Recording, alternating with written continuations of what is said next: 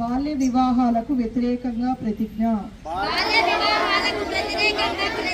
బాల్య వివాహాలు ఒక సాంఘిక దురాచారం మరియు నేరం. బాల్య వివాహాలు బాలికల విద్య, రక్షణ, ఆరోగ్యం మరియు అభివృద్ధికి ఆటంకమే కాకుండా వారి కలలను సాకారం చేసుకునే అవకాశాలను దూరం చేస్తుంది. అందువల్ల నేను ప్రతిజ్ఞ చేస్తున్నాను, బాల్య వివాహాలకు వ్యతిరేకంగా సాధ్యమైన ప్రతి ప్రయత్నం చేస్తాను. నా కుటుంబం, నా పరిసరాలు